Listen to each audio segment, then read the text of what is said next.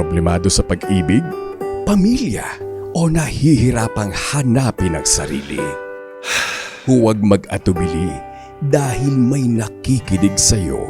Love Me, Kathy G. This letter is from Ruth. Dear Kathy G. Minsan pala sa gitna ng lahat ng gulo at responsibilidad, kailangan din nating huminto at bigyan ng oras ang sarili natin. Ako nga pala si Ruth, 32 years old from Pampanga. 5 kaming magkakapatid at ako ang breadwinner sa pamilya. Karpintero ang tatay ko, Kathy, at ang naglalabandera naman si nanay sa mga kapitbahay namin. Pinagsikapan nila na makapagtapos ako ng kursong Bachelor of Science in Accountancy. Oo, bata pa lang pressured na ako sa responsibilidad na nag-aantay sa akin once na makapagtapos ako ng college. Lumipas ang panahon, nakapagtapos ako na may karangalan. Magna cum laude, Kathy.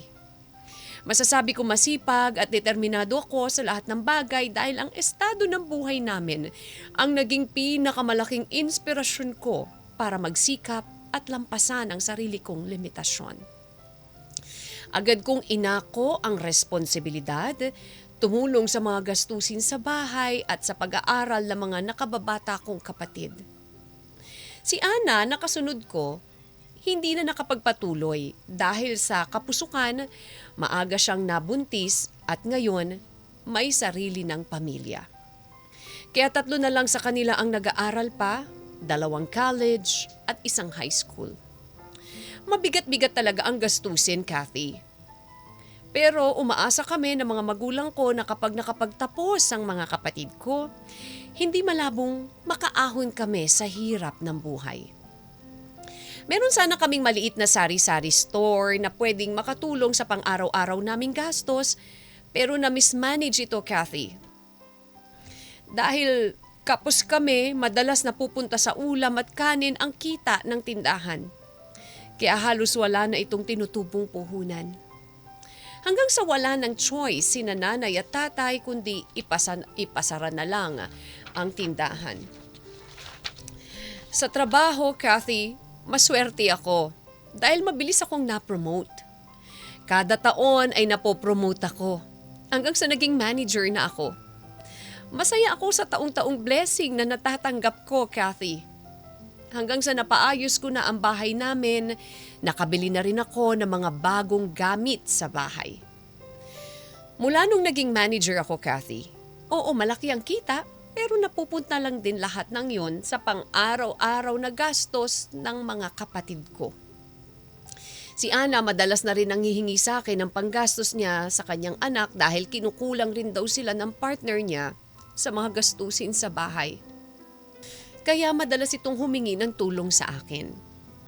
Sa akin rin napunta ang gastos para sa tuition ng mga kapatid kong nag-aaral, Kathy.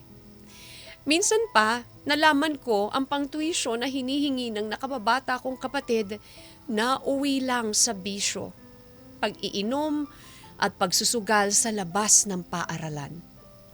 Malaki man ang kinikita ko pero wala pa rin natitira para sa sarili ko, Kathy. Meron pa yung asawa ng tito ko nanghihingi na rin sa akin ng pera. Pandagdag raw sa panganganak niya. Ano bang kala nila sa akin? Basta na lang nakakapaglabas ng pera. Parang ginagawa na nila ako, Kathy, na asahan sa lahat ng mga pangangailangan nila financially.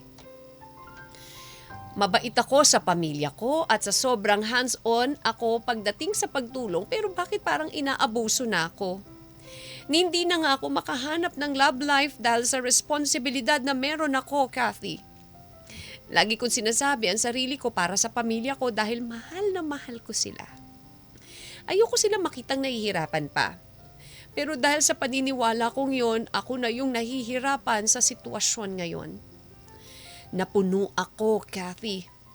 Nabigatan, pati material na bagay na gusto nila sa akin pa hinihingi. Pati extended family ko. Ngayon, Kathy, paparating na Pasko, umalis ako ng bahay. Nagbakasyon ako sa malayo kung saan tahimik at payapa. Hinayaan ko muna sila. Baka sakaling hanapin nila ako kahit wala silang kailangan. Kailan kaya ang panahon na kakamustahin nila ako ng walang kailangan? Tama ba na umalis ako at hindi na nagpaalam? Mula araw hanggang gabi tumatawag ang nanay ko, Kathy. Nagme-message kung nasaan na raw ako at nag-aalala na sila ng aking tatay. Ilang araw na kasi akong hindi umuuwi sa amin. Kathy, sa pag-iisa ko, namimiss ko rin silang kasama. Namimiss ko ang pamilya ko. Kaya lang gusto ko muna sanang mapag-isa. Ano bang dapat kong gawin sa ngayon? Hindi ko alam kung babalik na ba ako sa amin at tama ba na iwanan ko na lang sila ng ganun-ganon. Sa pagkakataong ito sana gusto ko lang munang isipin ng sarili ko yung walang iniisip na problema. Pero half of me naiisip ang pamilya ko, lalo na ang mga magulang ko na matatanda na rin, Kathy. Sana po ay mapagpayuhan niyo ako. Hanggang dito na lamang at maraming salamat sa pagbasa po ng aking liham. Umaasa sa inyong payo, lubos na gumagalang, Ruth. Love Me, Kathy G.